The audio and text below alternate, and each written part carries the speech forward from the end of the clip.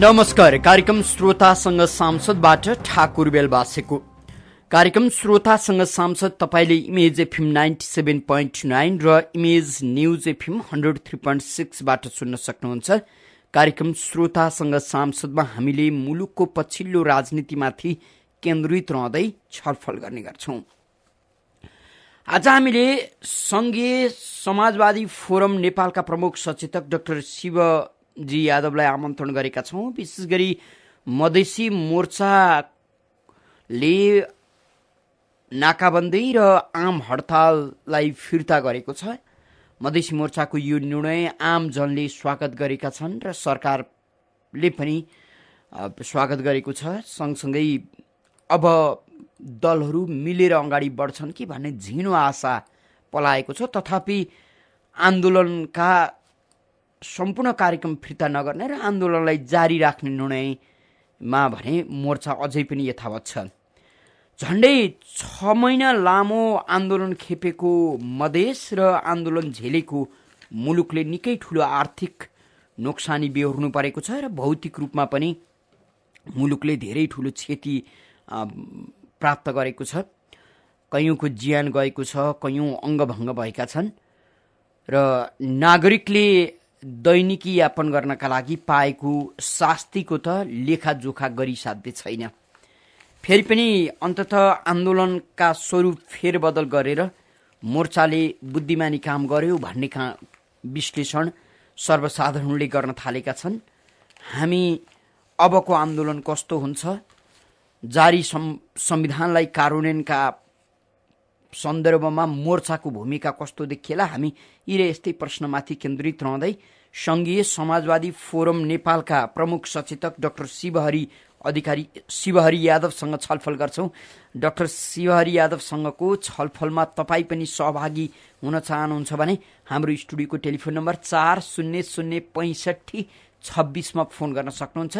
सहभागी श्रोता मित्रले छोटो तर्कसंगत बुझिने गरी एउटा मात्र प्रश्न राख्न सक्नुहुनेछ। यति बेला भने आजका हाम्रा अतिथि डाक्टर शिवजी यादव हाम्रो प्रत्यक्ष टेलिफोन सम्पर्कमा हुनुहुन्छ। उहाँलाई स्वागत गरौँ। डाक्टर साहब धन्यवाद ठाकुरजी। अब मन शान्त भयोला भन्नु पर्यो। 6 महिना लामो आन्दोलन गर्नुभयो, नाकाबन्दी झन्डै 5 महिना लामो नाकाबन्दी गर्नुभयो। अब चाहिँ कम्तीमा नेपाली राजनीतिमा बलशाली भइयो भन्ने लाग्यो कि? ठाकुरजी, सबभन्दा पहिला त यहाँले जुन भन्नुभयो नि मन शान्त भए होला। अब यहाँले अहिले व्याख्या गर्ने बेलामा जुन किसिमले भन्नुभयो, यस्तो किसिमको जुन एउटा आम जनमा जुन यो आन्दोलनले गर्दाखेरि प्रभाव परेको थियो, वास्तवमा यति लामो समयसम्म यस्तो खालको यो कडा कार्यक्रम जसले आम जनतालाई नै यस्तो प्रभाव पार्ने खालको त्यो गरिरहनु पर्ला जस्तो लागेको थिएन। गर्ने बित्तिकै हामीले यो कडा कार्यक्रम घोषणा गर्ने बित्तिकै सरकारले यसको गम्भीरता बुझेर सम्बोधन गर्ला जस्तो लागेको थियो। तर सरकारले पटक्क यसको गम्भीरता बुझेन र त्यसको उल्टो त्यसमा चाहिँ काला बजारीमा लाग्यो।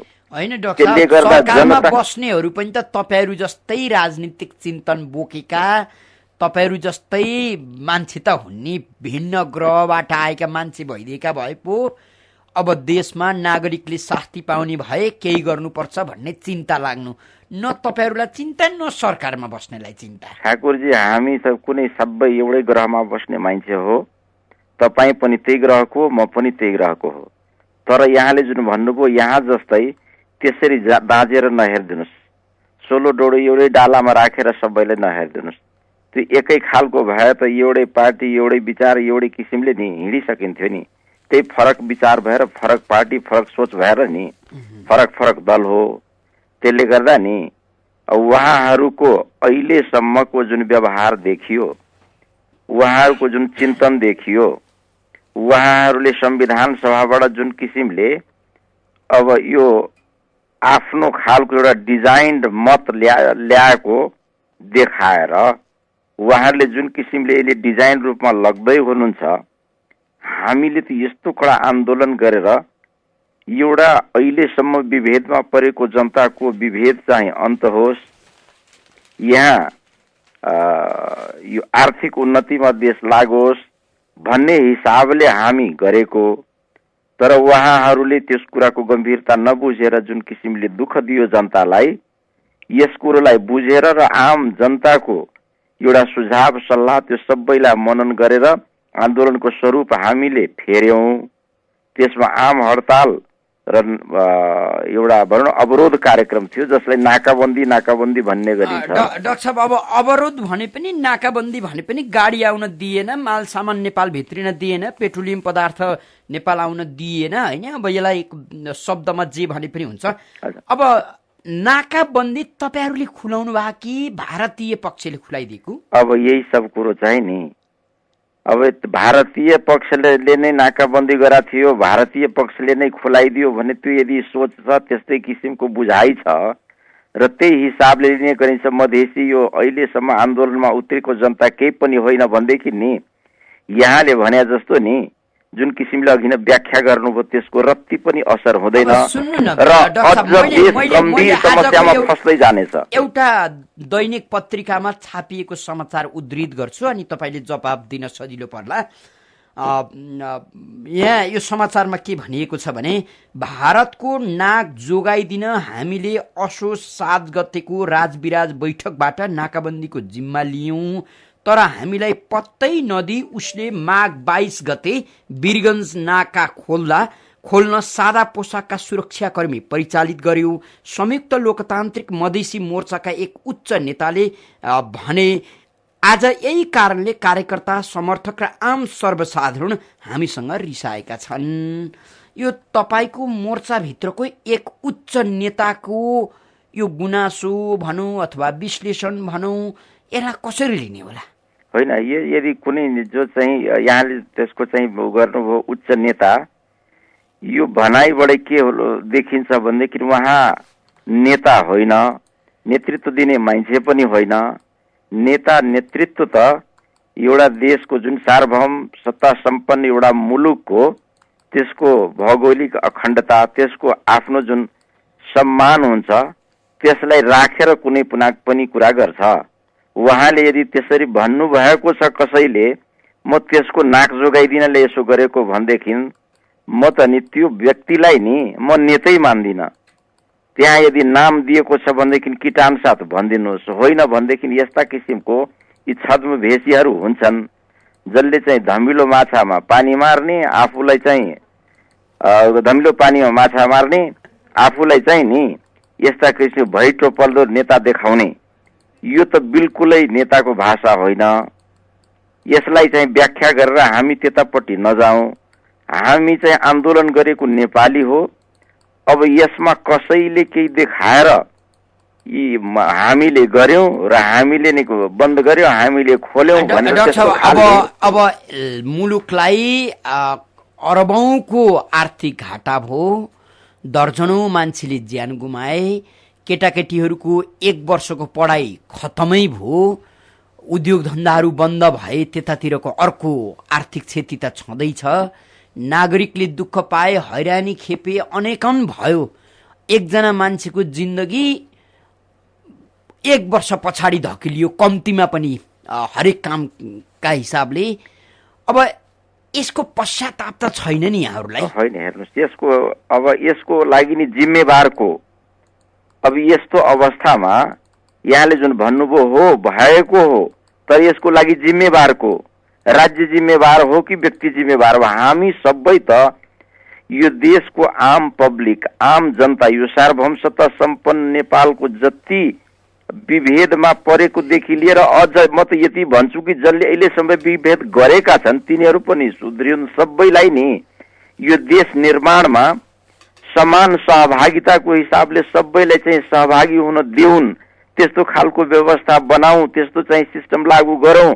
अब त नि यो संविधान सभा यो जो सदियौं उसमा चाहिँ आउने एकचोटि त्यसलाई उहाँहरूले भने हिसाबको यदि यहाँबाट जारी गरेर यसले जुन संविधान हुन्छ यसमा सबैको सहभागिता भएर देश निर्माणमा नै लाग्नु पर्यो कि यसलाई कुनै एउटा राजतन्त्र थियो, राजा थियो, त्यसलाई हटाइयो, अब हामी नौला राजाहरू भयौं, हामी त्यही हिसाबले गर्छौँ भनेदेखि त्यस्ता किसिमको सामन्ती सोच लिएर त अगाडि बढ्नु भएन नि ठाकुरजी। अच्छा डाक्टर साहब, हामीसँग कोही श्रोता हुनुहुन्छ प्रश्नका लागि, उहाँलाई स्वागत गरौँ। को बोल्दै हुनुहुन्छ? हजुर, वनस्थलीबाट नेत्रबहादुर बस्नेत हो। भन्नुहोस्। सभासदज्यू नमस्कार। धन्यवाद नेताजी। हजुरहरूले धेरै राम्रो काम गर्नुभयो। यो बानेश्वरमा आएर पार्लियामेन्टमै त्यो घेराबन्दी नाकाबन्दी गरिदिनु भएको भए हुन्थ्यो। त्यो मधेसका गरिब। हजुर, त्यो सम्भव थियो डाक्टर साहब? सिंहदरबारमा जहाँ केपी शर्मा ओली प्रवेश गर्नुहुन्छ।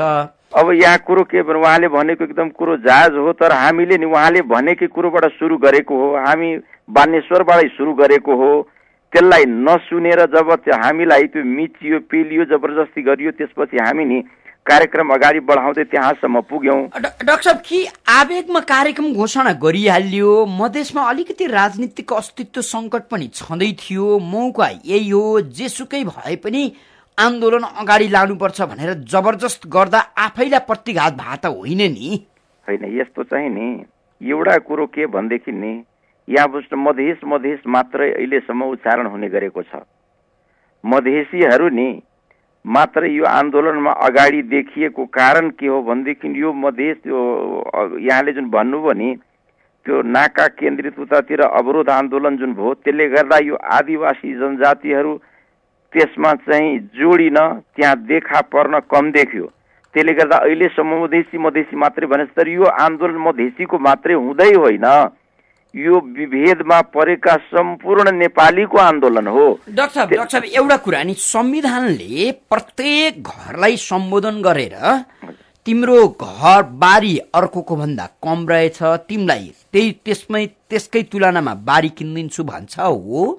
होइन, संविधानले त त्यो गर्न त सक्दैन। होइन, यहाँले भनेको नि बिल्कुल, यहाँले त घर भन्नुभयो, यहाँ त नि त्यो भन्दा पनि हरेक समग्र अधिकारको कुरा गर्न सक्ला संविधानले। भनेदेखि नि यहाँ घर होइन, यहाँ चाहिँ हरेक दिनको घाँसको व्यवस्था संविधानमा नि यस्तो किसिमको झल्किनु पर्यो कि यो संविधान हाम्रो हरेक नेपालीको घाँसको व्यवस्था चाहिँ यहाँबाट चाहिँ नि हुने व्यवस्था झल्किन्छ। अब डाक्टर साहब, अब संविधानमा जस्तै व्यवस्था झल्किए पनि तपाईहरूको राजनीतिक चरित्र सुध्रिएन भने नागरिकले ढुङ्गा हान्न मात्रै जान्ने हुन्, भात खान जान्ने होइनन्। संविधानको कुरा गर्नुहुन्छ भने भएका अधिकार सबै त्यही समेटिएको छ। सबैलाई अधिकार दिनका लागि भनेर संसारमा नभएका आयोग पनि त्यही व्यवस्था गरिएको छ। अब फेरि पनि अब तपाईँहरू पुगेन भन्ने के भने, यो त तपाईहरूको मेजोरिटी भइसकेपछि त्यसलाई संशोधन गर्दै जाने, आफू अनुकूलको बनाउँदै गर्दै जाने पो हो त भने। संविधान जस्तो चिज त, संविधान र देशको माटोलाई एउटै तुलना गर्छन् संविधानविदहरू। अब तपाईँहरू त्यसलाई जलाइदिनु भयो, च्यात्नु भयो, अनेक गर्नुभयो। अनि होइन बेलबासीजी, यहाँले जुन भन्नुभयो नि हो, कुरा त मिठो मिठो गर्न बडा सजिलो छ। यस्ता किसिमको यहाँले जुन भन्नुभयो नि संविधान संशोधन गर्दै सबै कुरो गर्दै लान सकिन्छ, तर त्यो संविधान संशोधन गर्दै लानलाई जुन प्रजातन्त्रको दुहाई दिनुहुन्छ, त्यो गर्ने बेलाको लागि प्रतिनिधित्व गर्ने प्रतिनिधि आउने व्यवस्था त प्रजातान्त्रिक हिसाबले हुनु पर्यो नि। त्यही हामी जनसङ्ख्याको आधारले भन्दा वहाँ भोलि चाहिँ त्यही अप्ठ्यारो पर्ला। आम जनता, बहुसङ्ख्यक जनताले चाहने रुचाउने खालले संशोधन हुँदै जाला भनेर प्रतिनिधित्वै हुन नदिने खालको नि षड्यन्त्र गरेर त्यस्तै खालको संघीयता बनाएर र आफ्नो पार्लियामेन्टमा त्यस्तो किसिमको प्रतिनिधित्व हुने खालको नि जुन व्यवस्था गर्यो, त्यही सबको विरोध त हो नि। यो गम्भीरतालाई बुझेर यो आन्दोलनमा यो विषयवस्तु जुन अन्तर्वस्तु आएको छ आन्दोलनको, यो अन्तर्वस्तु त्यही नै हो। डाक्टर साहब, अब जस्तो नि हुन त सिङ्गो नेपाली राजनीति त्यति धेरै परिपक्व छैन, जति लामो इतिहास बोके पनि भन्छन् विश्लेषकहरू। अत्यन्तै अपरिपक्व सन्की खालको छ नेपाली राजनीतिक नेतृत्व भन्ने गरिन्छ। अझ पछिल्लो समय तराईको आन्दोलनको नेतृत्व गर्दै गरेका केही नेताहरू, जस्तो तपाईँकै पार्टी अध्यक्षको कुरा गरौँ, उहाँ यो मुलुकका परराष्ट्र मन्त्री बनिसक्नु भएको, उप प्रधानमन्त्री बनिसक्नु भएको, सिङ्गो तराईको आन्दोलनलाई एकत्रित गरेर एक समय मुलुकको अत्यन्तै महत्त्वपूर्ण व्यक्ति बनिसक्नु भएका व्यक्तिले कहिले पटनामा गएर देश हत्केलामा हल्लाउने, कहिले दिल्लीमा गएर देश हत्केलामा हल्लाउने, हुँदा हुँदा संविधानभित्र यस्तो छ उस्तो छ, हाम्रो सम्बन्ध बिगारिदिन आँटे भन्ने, यो चाहिँ त्यति परिपक्व राजनीति र कूटनीतिक राजनीति भयो र भने? होइन बेलबासीजी, अब यसमा अलिकति म पनि नि गम्भीर भएको छु। यहाँले जुन भन्नुभयो नि, यहाँले पटनाको कुरो उठाउनु भएको होला। हो नै हो। अब त्यहाँ चाहिँ नि अब यो सब कुरा हाम्रो पार्टीमा नि कुनै पनि छलफल गएर आधिकारिक हिसाबले गएको होइन। अब हाम्रो अध्यक्षज्यू अब उतैतिर भनौँ न, अब हामी त बोर्डर नजिकतिरको मान्छे हो। अब उहाँहरूको अब व्यक्तिगत काम पनि हुन्छ, त्यो हिसाबले जाने आउने गरेको भेटघाट स्वाभाविक हो। तर व्यक्तिगत भेटघाट त बेग्लै कुरा हो, तर जसरी हेर्नु न तस्बिर भट्टाभाट पत्र पत्रिकामा आए ठाकुर, जब त्यसमा चाहिँ नि मलाई पनि नि अब उहाँसँग नि भेट भएपछि यो सब कुरोमा के हो कसो हो म सोधौँला। किनभनेदेखि उहाँ जस्तो एउटा यहाँले भन्या जस्तै त्यस्तो उसमा पुगेको मानिस, देशको त्यस्तो जिम्मेवार मानिस, दुई राष्ट्रको बीचमा त्यस्ता राष्ट्रिय कुरा गर्दाखेरि निश्चित रूपमा राष्ट्रको हिसाबले नि त्यो हुनुपर्छ। दिल्ली गएको यहाँले जुन कुरा गर्नुभयो, दिल्लीसम्म त हाम्रो राष्ट्रको हिसाबले परराष्ट्र मन्त्री गइसकेपछि त्यसपछि हाम्रा चाहिँ आन्दोलनकारीलाई पनि त्यही हिसाबले बोलाएर त्यहाँ एउटा राज्य स्तरको कुरोमा अब त्यो डिप्लोमेटिक कुरो सम्बन्धलाई त ठिकै थियो। तर यहाँ पटनावाला कुरो जुन भन्नुभयो त्यसमा मलाई पनि यसमा अलिकति म पनि गम्भीर भएको छु। वास्तविकता के हो उहाँसँग भेटेपछि म नबुझिकन यसको व्याख्या गर्ने उसमा छैन। हजुर, हामीसँग कोही श्रोता हुनुहुन्छ टेलिफोन सम्पर्कमा। को बोल्दै हुनुहुन्छ, कहाँबाट? हजुर नमस्कार। हजुर म यहाँ लाजिनबाटदेखि रामकृष्ण कार्की बोल्दैछु। भन्नुहोस्। हजुर सभासदज्यू नमस्कार। नमस्कार रामकृष्णजी। हजुर यो हजुरहरूले यो नाकाबन्दी चाहिँ नेताहरूको लागि गर्नु भएको कि यो हामी गरिब जनताहरूको लागि गर्नु भएको कि हामीले ग्यास नपाउने, डिजेल नपाउने, पेट्रोल नपाउने, नेताहरू गाडी 10-15 वटा लाभलस्कर लाएर दौडिने, स्पष्ट पारिदिनुहोस् हजुर। होइन, यहाँ चाहिँ नि नाकाबन्दी त सबैको नाकाबन्दी होइन कि अवरोध आन्दोलन सरकारलाई हो अवरोध गरेको। अब सरकारलाई अवरोध गरेको अनि आम हडताल पनि सँगसँगै त्यतिखेर थियो। त्यसले गर्दाखेरि नि असहज भएको थियो। तर यो त यहाँले जुन भन्नुभयो महिनौँ दिनदेखि सहज भइसकेको ग्यास पेट्रोलहरू यिनीहरू त अब यसमा कालाबजारी गर्न सरकार नै लागेको छ। अब यहीँनिर सरकार कालाबजारी गर्न लागेको छ। तपाईँहरू प्रतिपक्षी त हो नि, होइन? हो। तपाईँहरू सरकार बाहिर हुनुहुन्छ, प्रतिपक्षी हुनुहुन्छ। प्रतिपक्षीको अब हामीले तपाईँहरूसँग औँलै ठडाउन हुँदैन भन्ने हो भने बेग्लै कुरा, नभए भने तपाईँहरूको काम के भने? होइन, यहाँले भनेको पदका लागि मात्रै आन्दोलन गर्ने कि नागरिकका लागि पनि बोल्ने? होइन, नागरिकको लागि बोल्ने बिल्कुल। त्यसले गर्दाखेरि अब आजदेखि अब हाउस सुचारू हुँदैछ। हाउस अब भएपछि अब त्यहाँ अब हाम्रा कार्यक्रम हाउसमा कुन किसिमको विरोधको कार्यक्रमले मात्रै होइन। तपाईँहरूको आँखै अगाडि कालाबजारी भएको छ, तपाईँ आफै स्वीकार्दै हुनुहुन्छ। सरकारले कालाबजारीलाई अझ संरक्षण दिएको छ, त्यसमै सहयोगी बनेर काम गरेको छ तपाईँहरू भन्दै हुनुहुन्छ। तर त्यसलाई प्रतिकार गरेर समाजलाई सहजीकरण बनाउने काम किन नगरेको? होइन, बिल्कुल हामी चाहिँ त्यसमा चाहिँ यहाँले जुन भन्नुभयो नि सहयोग गरेको होइन कि हामीले यो कुरो देखियो, सरकार यसमा चाहिँ संस्थागत हिसाबले लाग्यो। त्यसले गर्दा यहाँले भनेको एकदम ठिक हो। हामी प्रतिपक्ष काङ्ग्रेस र हामी पनि प्रतिपक्ष भएकोले हाम्रो चाहिँ यो धर्म हो र यो कुरो हामी धर्म निर्वाह गर्छौँ। यो कुरोलाई आफ्नो ठाउँबाट जोडदार किसिमले उठाउँछौँ। हजुर, हामीसँग फेरि अर्का कोही श्रोता हुनुहुन्छ। को बोल्दै हुनुहुन्छ? कहाँबाट? हेलो, म रङ्गलाल जोशी हो। हजुर भन्नुहोस्। सञ्जयजी नमस्कार। नमस्कार रङ्गलालजी। हजुर, 13 तोपको गर्जन र तारिफको घनाघोर वर्षाबीच हाम्रा सुशील दाले बैतरणी तरे। तर मनिषमान सिंहजीले एउटा शोक धुन पनि पाएनन्। यी तोप र यी तारिफका बादलप्रति तपाईँको अन्तर्ज्ञान के छ? होइन, यसमा हजुर डाक्टर साहब जवाब दिनु। यसमा चाहिँ नि इतिहासले यो कुरोको जवाब दिनेछ। इतिहास फेरिरहन्छ, समय अनुकूल व्यवस्थाहरू फेरिन्छ, तर राज्यले विभेद गर्नुहुन्न। यसमा चाहिँ मलाई विभेद भएको जस्तो भान परेको छ। अब त्यो चाहिँ मेरो व्यक्तिगत धारणा हो। त्यसले गर्दा यहाँले जुन भन्नुभयो यहाँको कुरोमा म सहमत छु। समय परिवर्तन अनुसार व्यवस्था परिवर्तन हुन्छ, तर इतिहास जुन हुन्छ त्यसले हामीले नि राज्यले समान किसिमले त्यसलाई सम्मान गर्नुपर्छ, त्यसमा उहाँले पनि पाउनु पर्थ्यो, त्यो मेरो धारणा हो। हजुर, हामीसँग फेरि अर्का कोही श्रोता हुनुहुन्छ। को बोल्दै हुनुहुन्छ? को बोल्दै हुनुहुन्छ? कहाँबाट? नमस्ते, म श्याम खतिवडा सुनसरीबाट। भन्नुहोस्। डाक्टर साहब नमस्ते। नमस्ते। सबभन्दा पहिले तपाईँहरू के भन्नुहुन्छ भने मधेसी, दलित, उत्पीडित होइन, महिला, जनजाति, गरिब यिनीहरूको लागि चाहिँ हामी चाहिँ लड्या हौँ भन्नुहुन्छ होइन। त्यो त तपाईँहरूका एउटा भाषण गर्ने शब्द मात्र हुन्, हामीलाई पनि थाहा छ। प्रिय वस्तु हुन् तपाईँहरूका, किनभने तपाईँहरू उच्च र सम्पन्न वर्गका मान्छे हुनुहुन्छ होइन। नेताहरू ती गरिबका नेताहरू उच्च र सम्पन्न वर्गका मान्छे हुन्।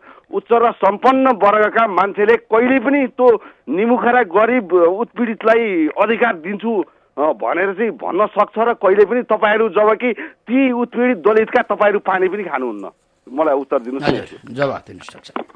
होइन, अब उहाँ चाहिँ नि अब जुन भन्नुभयो नि कुन उत्पीडितको पानी खान्न भनेर उहाँले मलाई आरोप लगाउनुहुन्छ भन्दिनँ हो। हाम्रो चाहिँ धार्मिक व्यवस्था, हाम्रो संस्कृति त्यस्तो थियो, त्यसको चाहिँ नि प्रभाव हामी कहाँ नि त्यो छ, तर त्यो चाहिँ नि बिस्तारै सामाजिक परिवर्तनको हिसाबले त्यो सुधार हुँदै आएको छ। समाज कहिले परिवर्तन हुने भने संविधान लेख्ने बेला हेर्नु न। खान्छु, मेरो बुवा बाजेले खाए थिएन होला, तर म खान्छु। एकजनाले खाएर भएन, तपाईँले खाएर मैले खाएर भएन। सिङ्गो समाजलाई ढुङ्गा हान्न, परिवर्तित गर्ने ढुङ्गा हान्न हामीले जोस दिने, तर सकारात्मक सोच, समाज निर्माण र मानवीय पक्षमा परिवर्तन गराउन नसक्ने भने त राजनीतिक काम भएन। हेर्नुहोस् न, अहिले भर्खरै मात्रै अब बोक्सोको आरोपमा एकजना वृद्ध मान्छेलाई जलाएर मारियो।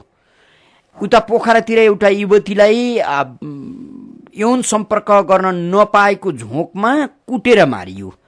यस्ता दैनिक यस्ता अपराधका समाचारहरू तपाईँ हामीले पढ्नु परिराखेको छ। संविधान जारी भएको छ, तपाईँहरूले कम्तीमा अपराधीलाई मृत्युदण्डको सजाय दिने खालको व्यवस्था गरिनुपर्छ भन्ने आवाज निकाल्न सक्नु भने राम्रो संविधान बनाउने भन्दा पनि आन्दोलन गर्नेतिर लाग्नुभयो। अब राजनीतिसँग नागरिकले के अपेक्षा गर्ने भने? होइन ठाकुर, यहाँले जुन भन्नुभयो नि यी सब कुरीतिका बारेमा नि यस्ता कुराहरू समेटिएका छन्, आएका छन्, तर यो सब इम्प्लिमेन्ट गर्नेलाई त फेरि पनि नि म दोहोऱ्याएर गराउनु पर्ने। तपाईँ अब संसद सुरु हुँदैछ भन्दै हुनुहुन्छ, त्यहाँ तपाईँले आवाज उठाउनुहोस्। हेर्नुहोस् त, भारतमा सामूहिक बलात्कार गरेको एउटा किशोरीका पक्षमा भारतमा कत्रो लडाइँ भयो, कत्रो आन्दोलन भयो। कम्तीमा हामी कहाँ त एकजना महिला कतैबाट मारिन्, उसको परिवारलाई मात्रै पीडा हुने। तपाईँहरू जस्तो सामाजिक परिवर्तनका अभियन्ताहरूलाई कुनै टाउको नै नदुख्ने, तपाईँहरूको आफ्नो व्यक्तिगत मात्रै पीडा हुने, यो त भएन। होइन, बिल्कुल यहाँले जुन भन्नुभयो यी सब कुरीतिका विरुद्धमा यो संविधानैमा पनि त्यस्ता किसिमको व्यवस्था हो, त्यहाँबाट यस्ता किसिमको विभेद नहोस् भनेर यस्ता कुराहरू त सामाजिक कुरीतिको र धेरै कुरोलाई त्यस गर्न सबै सहमत र यस्ता कुराहरू भएको छ। अब यी कुरा नै इम्प्लिमेन्ट गर्नलाई सबैको सहभागिता, यो राष्ट्र सबैको हो, सबैको बराबर दायित्व हो, बराबरका हकदार हुन् भन्ने खालको भावना झल्काएर सबैको सहभागिता बनाउन न हामी लागेको हो। सबैको सहभागिता भनेको त एउटै मन्त्रीमण्डलमा भए जतिका नेता, भए जतिका पार्टीलाई समावेश गर्न पक्कै मिल्दैन होला, तपाईँलाई पनि यसरी लाग्छ होला। तर मुलुक सङ्घमा जाँदैछ, सङ्घीय संरचनामा जाने भइसकेपछि प्रान्तीय मन्त्री होला, मुख्यमन्त्री होला, प्रान्तीय सरकार होला, त्यसपछि त सबैको भएन भने त यदि पदै सबैलाई चाहिए हो भने अब त यो मुलुक टुक्रा टुक्रा गर्दा त सबैलाई पद त पुग्ला नि त। होइन, व्यक्ति त्यसरी भनेको होइन बेलवासी। मेन कुरो के भन्दाखेरि यो भनेको नि भावना, मान्छेको त्यो भावना हो, यहाँबाट म पाउँछु भन्ने कुरोको अधिकार, यहाँबाट म सहभागी हुन्छु भन्ने सुनिश्चितता, त्यो चाहिँ फिलिङ हुनु पर्यो। त्यही अहिलेसम्मको जुन किसिमले त्यो गरिएको छ, मैले जुन भने नि भन्नलाई यी जब कुरा जुन भन्नुहुन्छ राज्य सञ्चालनका लागि त यस्ता किसिमको पदीय दायित्वहरू नि के पञ्चायतको कालामा थिएन र? त्यतिखेर पनि त त्यस्ताहरू दिएको थियो, तर कसरी चाहिँ विभेदमा परे त? यी कुरा जुन छ नि यसको गम्भीरतातिर हेर्नुहोस् न। यहाँले भने जस्तो सबै चाहिँ नि मन्त्री बन्ने होइन, मन्त्री योग्य नेपाली पुगुन्, त्यो चाहे मधेसको होस्, त्यो चाहे पहाडको होस्, जहाँसुकैको होस्। तर के योग्य अहिलेसम्म पहाडको मात्रै हो र? अथवा मधेस पहाडीले चाहेका टिपेर ल्याउने खालका मधेसी जो उसको यस बनाउ भन्छन् तपाईलाई कसै कुनै सरकारमा सहभागी बनाइयो भने तपाईँको विरोधीले तपाईँलाई तपाईँले अहिले जे शब्द प्रयोग गर्दै हुनुहुन्छ त्यही भन्ने हो। नेपाली राजनीतिको चरित्र त यही हो नि त। यो मुलुकमा तपाईँको चाहिँ समावेशी ढङ्गबाट सरकार बनेन भन्नु, अनि बन्यो भने होइन त्यो त उसलाई मन परेया मान्छे थियो, यसम्यान थियो, त्यही भएर बनाएको भन्ने तर्कले त मुलुक चल्दैन नि त। होइन ठाकुरजी, त्यो भन्नु एउटा कुरो हो, तर आउने चाहिँ विधिबाट नि, जब त्यो प्रजातान्त्रिक विधिबाट त्यो हिसाबले नि आम पब्लिकको उसबाट एउटा भनौँ न मनमा बसेको मानिस त्यसरी आएको मध्येबाट भयो भनेदेखि त भयो नि। हामी त्यही भने नि जनसङ्ख्याको आधारमा नि सबै चिजको सुनिश्चितता होस्। त्यो भएपछि आवधिक निर्वाचन हुन्छ, त्यसबाट चाहिँ नि फिल्टर हुँदै गइहाल्छ। जनसङ्ख्या र भूगोलको आधारमा अब प्रतिनिधि चयन गर्ने भनेर संशोधन गरे होइन र डाक्टर साहब? होइन, अब यो त्यसले भएन। होइन, जनसङ्ख्या र हो, यही छ जनसङ्ख्या र भूगोल। अब शब्द अगाडि पछाडि त गर्नुभयो, तर सङ्घीय कानुन अनुसार फेरि पनि अल्झाएर राख्नु भएको छ। हाम्रो भनाइ त्यही छ नि। सङ्घीय कानुन बनाउँदा त तपाईँहरूको पनि सहभागी भइगयो नि। तपाईँले फेरि संविधान सभामा सहभागी छैनौ र? त्यहाँ कुन किसिमले संविधान सभामा त डाक्टर साहब तपाईँहरू भत्ता लिनका लागि मात्रै सहभागी हुनुभएको छ? होइन, बिल्कुल। काम गर्नुभयो र भने काम गर्ने मुख्य समयमा तपाईँहरू हाम्रा अधिकार कति राम्रा बन्थ्यो होला, तपाईँहरूले काम गरिदिया भए। काङ्ग्रेस एमाले र माओवादीलाई ठिक्क चोचो मोचो मिलाउन दिनुभयो, तपाईँहरू उता ढुङ्गा हान्नतिर लाग्नुभयो। अनि ठाकुरजी, भत्ता सांसदले कति पाउँछ तपाईँले थाहा छ? नेपाली एउटा दुखी नागरिकले भन्दा बढी पाउँछ। एकदम 24 घण्टा खटिने नागरिकले भन्दा बढी। यहाँहरूले गलत मिडियाबाजी गरिराख्नु भएको छ। भत्ता दैनिक 250 रुपियाँ नि भत्ताको कुरा गर्नुहुन्छ तपाईँ। मासिक सेवा सुविधा लिनुहुन्न भने मासिक सेवा सुविधा कति पाउँछ अहिलेको उसमा भन्नुहोस् त सांसदले? यी सब कुरोमा नजानुस्। तपाईँ त अहिले प्रमुख सचेतक, सरकारले साधन पनि दिएको छ क्यारे सवारी साधन। यही त विडम्बना छ। आज म मधेसी, तपाईँले पत्ता लगाउनुहोस् मेरो ठाउँमा कुनै पहाडे मुलको पहाडे पार्टी त्यस्तो ठाउँमा भएको भए, यो स्ट्रेन्थको भएको भए त्यसले सबै थोक पाउँथ्यो। तर शिवजी यादवले एक पैसा पनि त्यो प्रमुख सचेतक बापत पाएको छैन, न कुनै इन्धन सुविधा पाएको छ, न गाडी भत्ता पाएको छ। ठिक छ, मलाई नि विभेद गरेको छ राज्यले, त्यसले चाहिँ नि जे विधि पुर्याएर गरे पनि उसले विधि पुर्याएर विरोध गरेकोले तपाईँले कुरा कोट्याइहालेकोले मैले भनिहालेँ, म त्यसको विरोध गरेका छैन। ठिक छ, विधि अनुसार म पाउँदिनँ भनेदेखि पाउँदिनँ, तर यहाँलाई नि त्यो त छ नि भावना, प्रमुख सचेतकले पाउँछ भन्ने कुरो खोइ पाएको अहिलेसम्म नि। सोध्नुहोस् त्यहाँ पहाडे मूलका जुन छन् ती सचेतकहरू पाइरहेका छन्, चाहे जे नाममा होस्। शिवजी यादव पाएको छैन, किन विभेद छ? डाक्टर साहब, यहाँनिर जस्तो पहाडीय एउटा सानो दलको प्रमुख सचेतकले कानुन विपरीत पायो, सेवा सुविधा हो।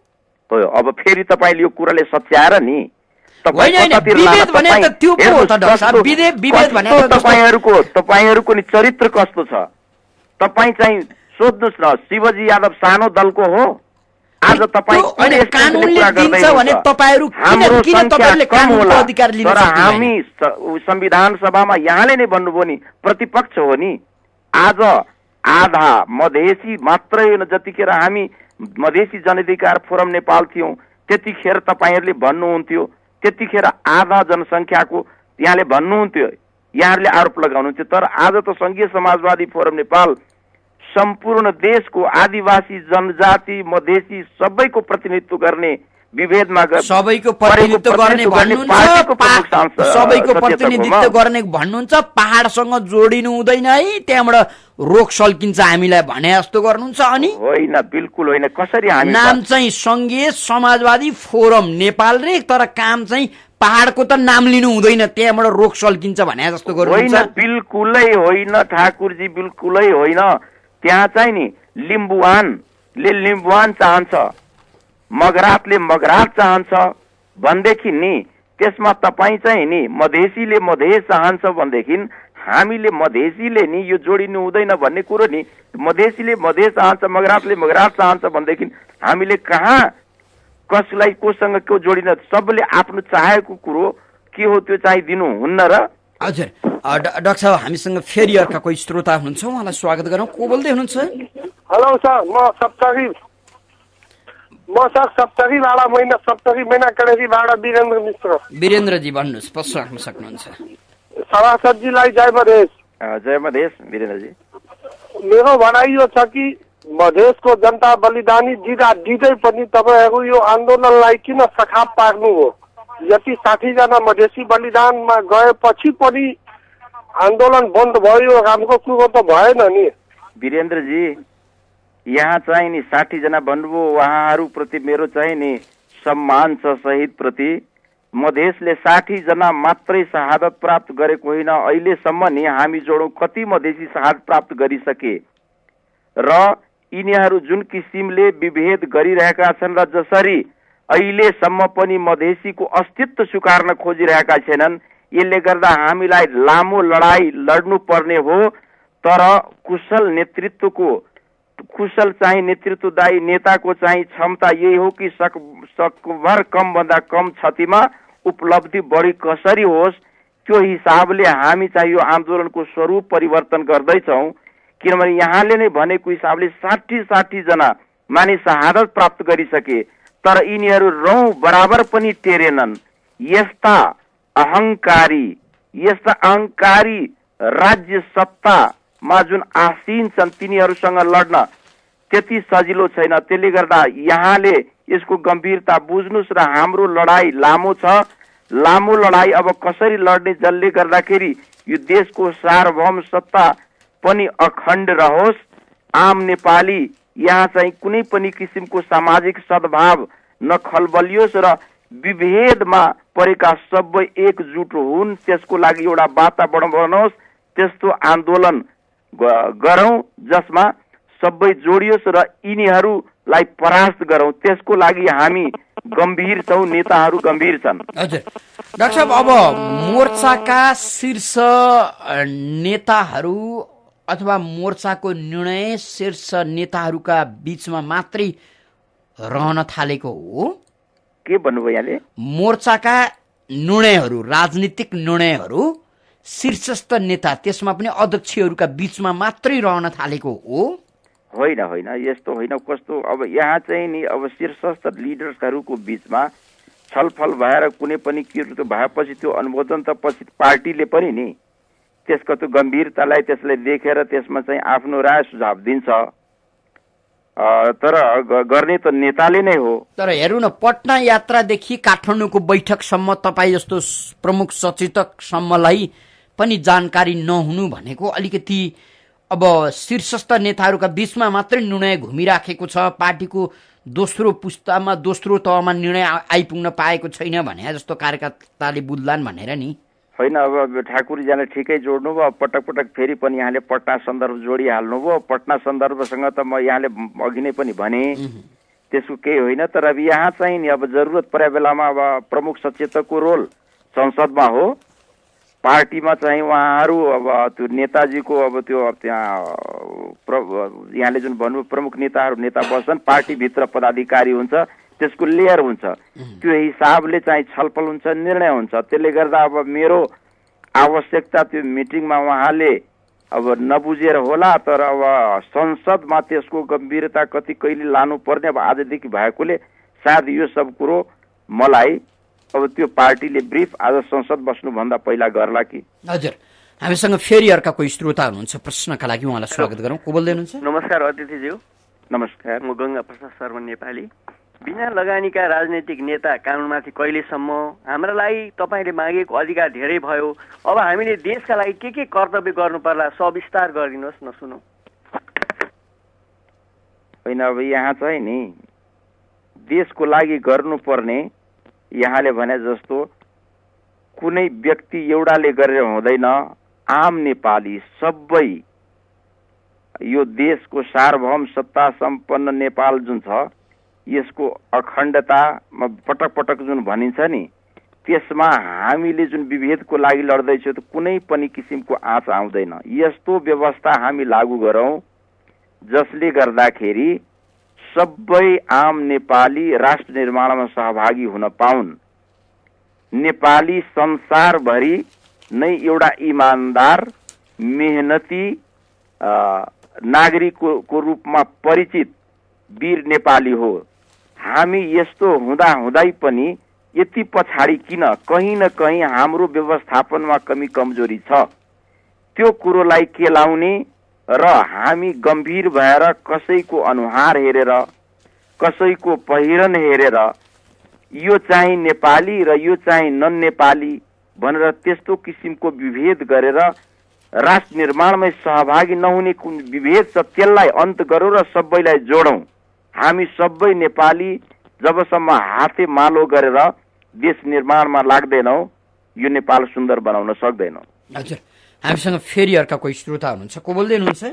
हेलो हजुर भन्नुहोस् न। म काठमाडौँबाट विनन्द्र बैदा। हजुर भन्नुहोस्। सामसाजी नमस्कार। नमस्कार बैदाजी। म एउटा सानो प्रश्न राख्न चाहन्छु। हजुर प्लिज। अन्तरिम संविधान 2063 अनुसार हजुर आदिवासी जनजातिहरूलाई स्वशासित प्रदेशको अधिकार दिएको यहाँले थाहै छ हो। जुन अधिकार तपाईँको विचारमा न्यायोचित हो कि होइन? एकदम न्याय यहाँ चाहिँ नि हो भने भन्नुहोस्। हजुर एकदमै न्यायोचित हो, तर यही कुरो त बुझिरहेको छैन। स्वशासित स्वास्थ्य भनेकै त्यो सबैले आफ्नो चाहना अनुसार आफ्नो ठाउँ बनाऊ, आफै सहभागी गरौँ भन्ने कुरो अपनत्व फिल गराउने हो। यसले चाहिँ कुनै पनि नि अखण्डतालाई असर पार्ने होइन। हामी नेपाल भित्रैको अखण्ड नेपाल भित्रैको हामी सबै नेपाली हो। जो जहाँ छौँ त्यहाँ चाहिँ स्वशासित आफ्नो किसिमले आफ्नो स्वशासन गरौँ र सहभागी हुँ भनेको यसलाई चाहिँ व्याख्या गरेर मधेस स्वायत्त प्रदेश यहाँले भने जस्तो आदिवासी जनजातिको स्वायत्त सबको स्वायत्त प्रदेश दिएकै हो नि, तर त्यसमा विभेद गर्यो। यहाँले भनेको कुरो सही हो, त्यो कुरो हुनुपर्छ र त्यो भएपछि अपनत्व फिल हुन्छ, हामी अगाडि बढ्छौँ। अच्छा डाक्टर साहब, अब मधेस कस्तो होला? अबका आन्दोलनले तराई मधेसलाई र सिङ्गो मुलुकलाई कस्तो बनाउला?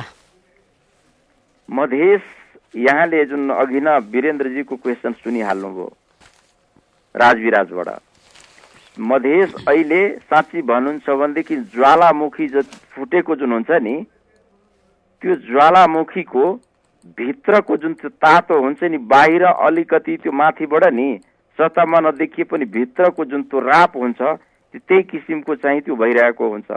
मधेसमा त्यो आन्दोलनको राप सेलाएको छैन, तर यहाँले नि अघि नै जुन व्याख्या गर्नु आम पब्लिकलाई जुन किसिमले सिङ्गो नेपाललाई जुन किसिमले यसबाट प्रभाव भएर यहाँ चाहिँ गलत क्रियाकलाप हुन थाले, राष्ट्रलाई त्यतापट्टिबाट जान नदिनलाई कसरी यहाँ यो आन्दोलनलाई एउटा अधिकार सम्पन्न नेपालीको उसमा चाहिँ एउटा सहयोगी भूमिका कुन किसिमले लाने भने त्यो चाहिँ स्वरूप परिवर्तन गर्नलाई यो आन्दोलनको स्वरूप चाहिँ चेन्ज भइरहेको हो।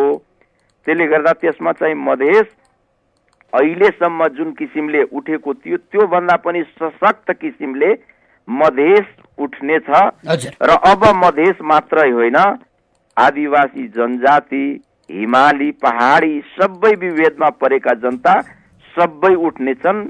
काठमाडौँमा तपाईँ हेर्नुहोला चैत महिनामा आँधी बेहरी आउँछ। पक्कै पनि। डाक्टर साहब, यहाँले आफ्नो व्यस्त समय उपलब्ध गराइदिनु भयो, धेरै धेरै धन्यवाद दिन्छौँ। धन्यवाद बेलबासीजी, यहाँले पनि केही कुरा राख्ने मौका दिनुभयो। आदरणीय श्रोता, कार्यक्रम श्रोतासँग सांसदमा हामीले आज सङ्घीय समाजवादी फोरम नेपालका प्रमुख सचेतक डाक्टर शिवजी यादवसँग छलफल गर्यौं। कार्यक्रम सुनेर र कार्यक्रममा आफ्नो सहभागिता जनाइदिएर साथ दिनुहुने सम्पूर्ण श्रोता मित्रलाई धेरै धेरै धन्यवाद दिँदै सहकर्मी मित्रद्वय बुकी समर्जन अनि अनिश साक्यका साथमा ठाकुर बेलबासी बिदा हुन्छु। नमस्कार।